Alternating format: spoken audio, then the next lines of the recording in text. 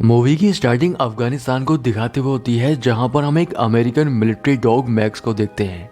Max के साथ उसका ट्रेनर काइल भी होता है और ये दोनों एक दूसरे के बहुत ही अच्छे दोस्त हैं, क्योंकि इनके बीच में काफी अच्छी बॉन्डिंग होती है और इन दोनों ने मिलकर बहुत सारे खतरनाक मिशन को पूरा किया है और आज भी एक मिशन पर होते हैं जिसमें ये टेररिस्ट के घरों के अंदर घुसकर उनके घरों को चेक कर रहे होते हैं। मैक्स एक घर के अंदर घुसकर उसमें बिछे कारपेट को सूंघने लगता है और जैसे ही वो कारपेट हटाया जाता है उसके नीचे बहुत सारे इलीगल हथियार छुपे होते हैं। पर काइल उन हथियारों को देखकर काफी हैरान हो जाता है, क्योंकि ये हथियार इतनी आसानी से यहाँ पर नहीं लाए जा सकते हैं।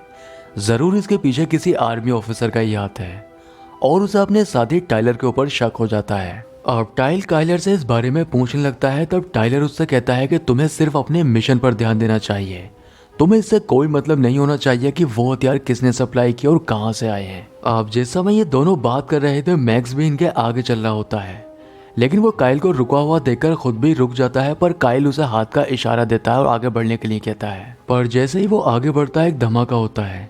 ये देखकर काइल काफी ज्यादा डर जाता है और मैक्स को बचाने के लिए जाने लगता है। वो टाइलर से खुद को कवर देने के लिए कहता है और डॉग को बचाने के लिए आगे बढ़ने लगता है, लेकिन टाइलर उसे कवर नहीं देता है, बल्कि वो एक पत्थर के पीछे जाकर छुप जाता है। अब सब कुछ शांत होने के बाद हम देखते हैं कि काइल की मौत हो चुकी है और उसकी मौत का जिम्मेदार सिर्फ टाइलर है, क्योंकि अगर वो उसे कवर फायरिंग देता तब उसकी जान बच जाती। अब व्हाइट हाउस में काइल का फ्यूनरल चल रहा होता है, जहां पर मैक्स को भी लाया जाता है। मैक्स उसके ताबूत के पास आकर बैठ जाता है और रोने लगता है, लेकिन जब आर्मी ऑफिसर उसकी बॉडी को ले जाने लगते हैं तब वो काफी ज्यादा एग्रेसिव हो जाता है और काइल की बॉडी को ले जाने से रोकने लगता है।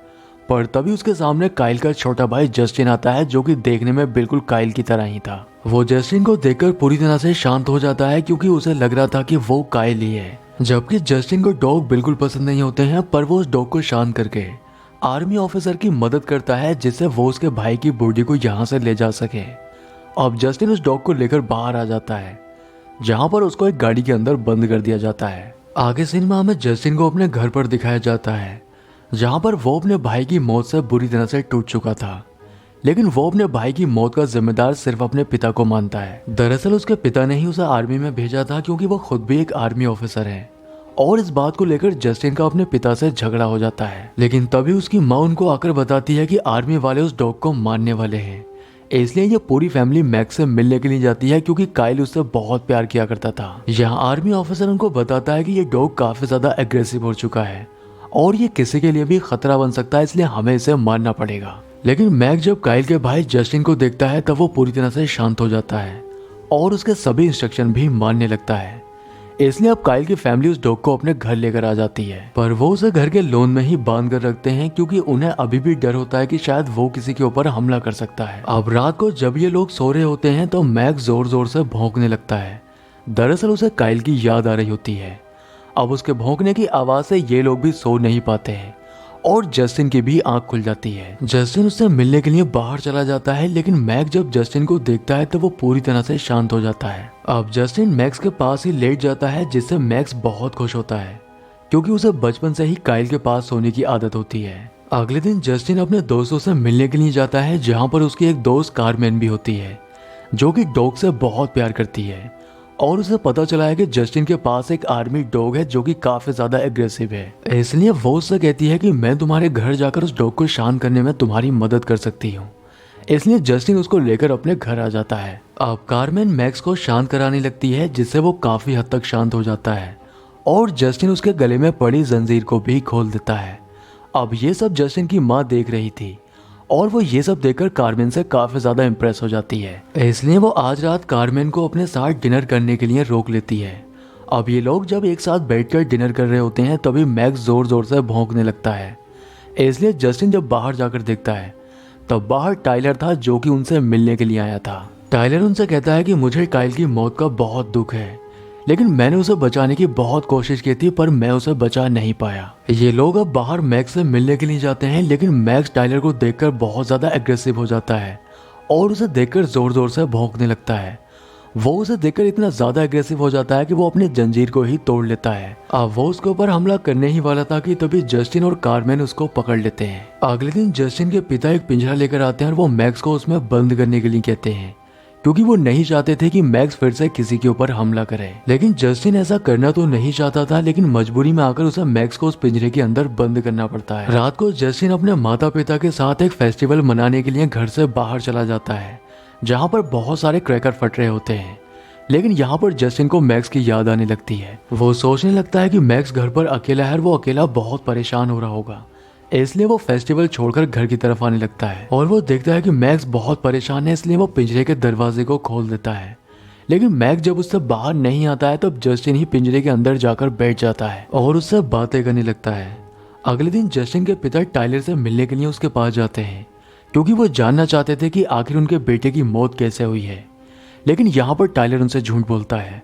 वो उनसे कहता है कि तुम्हारे बेटे की मौत के पीछे मैक्स का हाथ है, क्योंकि मैक्स ने उसके इंस्ट्रक्शन को फॉलो नहीं किया था। ये सुनकर जस्टिन के पिता को मैक्स के ऊपर बहुत गुस्सा आता है और वो घर आकर मैक्स को मारने ही वाले थे कि तभी यहाँ पर जस्टिन आ जाता है और वो अपने पिता को ऐसा करने से रोक लेता है, क्योंकि वो जानता था कि मैक्स ऐसा कभी नहीं कर सकता है। अगले दिन जस्टिन सार्जेंट से मिलने के लिए जाता है, क्योंकि वहीं जाकर उसे मैक्स की सारी सच्चाई पता चल सकती है।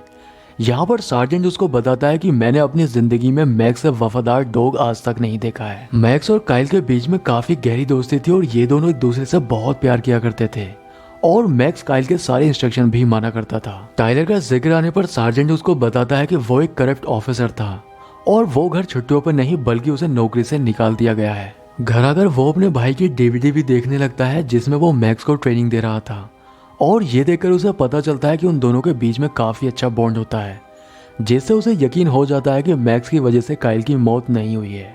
अगली सुबह जस्टिन बाहर घूम रहा होता है और उसके साथ मैक्स भी था, लेकिन मैक्स रोड से उतरकर जंगल की तरफ जाने लगता है और उसके पीछे से जस्टिन भी वहां पर पहुंच जाता है। लेकिन यहाँ पर जस्टिन देखता है कि टाइलर कुछ गैंगस्टर के साथ मिलकर हथियारों का सौदा कर रहा था, पर उन गैंगस्टर के साथ जो डॉग्स होते हैं वो जस्टिन को देख लेते हैं और उसका पीछा करने लगते हैं।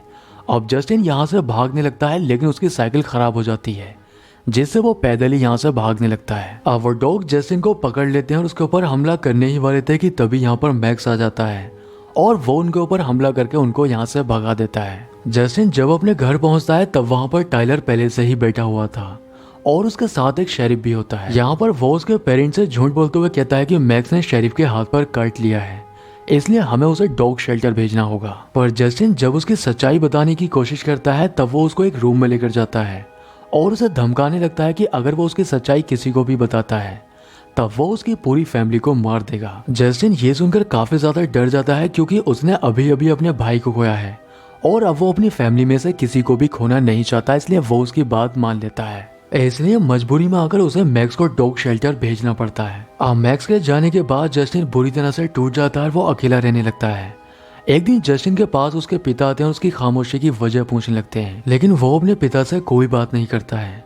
पर जस्टिन के पिता को अब टाइलर के ऊपर शक हो जाता है, क्योंकि आजकल वो उनके वेयरहाउस का इस्तेमाल कुछ सामान रखने के लिए कर रहा होता है। इसलिए जब वो उसके सामान को चेक करने के लिए वहां पर जाते हैं तब उन्हें पता चल जाता है कि वो यहाँ से इलीगल हथियार सप्लाई कर रहा है। अब इससे पहले वो कुछ कर पाते उसका एक साथी उनको किडनैप कर लेता है। दूसरी ओर हमें मैक्स को दिखाया जाता है, जो कि डॉग शेल्टर पहुंच चुका था और यहाँ पर एक आदमी उसे पिंजरे में बंद करने की कोशिश कर रहा था, लेकिन काफी कोशिश के बाद भी वो उसके कंट्रोल में नहीं आता है। अब मैक्स अपने गले का फंदा निकाल लेता है और यहाँ से भाग जाता है। इधर जस्टिन की माँ को उसके पिता का वॉइस नोट मिलता है, जिसमें वो उसको बताते हैं कि आज रात वो अपने हंटिंग हाउस में रुकने वाले हैं। पर हैरानी की बात यह होती है कि उनके पास कोई भी हंटिंग हाउस नहीं था। इस बात से जस्टिन और उसकी माँ समझ जाते हैं कि वो किसी मुसीबत में है। अब तभी मैक्स भी घर आ जाता है, जिससे मिलकर जस्टिन काफी खुश होता है और इसके बाद वो अपने दोस्तों के पास जाता है, क्योंकि उसे अपने पिता को ढूंढने में उनकी मदद लेनी थी। यहाँ से जस्टिन अपने दोस्तों के साथ अपने पिता को ढूंढने के लिए निकल जाता है और उसके साथ मैक्स भी होता है, जो कि उसके पिता को ढूंढने में उसकी मदद कर रहा था। लेकिन काफी ढूंढने के बाद भी उसका पिता नहीं मिल पाता है। अब अगले दिन मैक्स जस्टिन और उसके दोस्तों को लेकर जंगल के बीचों बीच पहुंचता है, जहां पर ये देखते हैं कि टाइलर उन गैंगस्टर के साथ मिलकर हथियारों की डीलिंग कर रहा होता है और उसकी गाड़ी के अंदर उसके पिता भी बैठे होते हैं, जिसको उसने किडनैप कर रखा होता है। अब कारमैन अपनी साइकिल लेकर पुलिस को बुलाने के लिए चली जाती है, जबकि जस्टिन अपने एक और दोस्त के साथ यहीं पर रहकर टाइलर के ऊपर नजर रखे हुए था। लेकिन उन गैंगस्टर के साथ जो डॉग होता है वो मैक्स की स्मेल को सेंस कर लेता है, जिससे उन्हें पता चल जाता है कि उनके आसपास कोई है। अब वो डॉग उस स्मेल को सेंस करके उनकी तरफ जाने लगता है और वहां पहुंचकर वो उनके ऊपर हमला कर देता है। लेकिन इस बार भी मैक्स उसके ऊपर अटैक करके उसको यहाँ से भगा देता है। पर अब टाइलर अपने एक साथी के साथ जस्टिन को मारने के लिए जाने लगता है।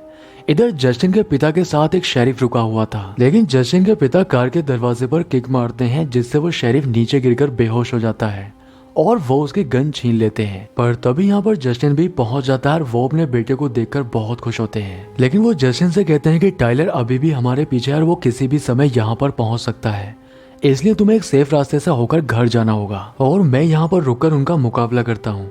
अब वो अपने बेटे को एक सेफ रास्ते की तरफ ले जाने लगता है, पर उस शेरिफ को अब होश आ चुका था और वो अपनी गाड़ी से उनका पीछा करने लगता है।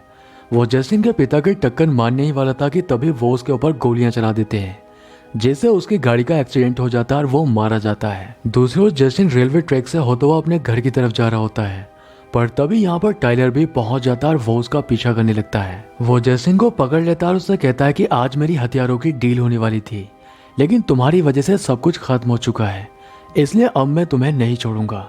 वो जस्टिन को मारने ही वाला था कि तभी मैक्स उसके ऊपर हमला कर देता है और ये दोनों ब्रिज से नीचे जाकर गिरते हैं, जिसमें टाइलर की तो मौत हो जाती है, पर मैक्स भी बुरी तरह से जख्मी हो चुका था। अब कारमैन पुलिस को लेकर यहाँ पर पहुंच जाती है, जिससे टाइलर के उस साथी को भी अरेस्ट कर लिया जाता है। अब इस तरह से मैक्स ने जस्टिन के पिता की जान बचाकर एक गद्दार आर्मी ऑफिसर से अपने मालिक की मौत का बदला भी ले लिया था। जस्टिन के पिता मैक्स की इस वफादारी को देखकर उससे बहुत खुश होते हैं और अब उसे वो अपने घर में ही रखने का फैसला करते हैं। दोस्तों, अगर आपको मूवी की स्टोरी और मेरा एक्सप्लेनेशन पसंद आया है तो वीडियो को लाइक और चैनल को सब्सक्राइब जरूर करें।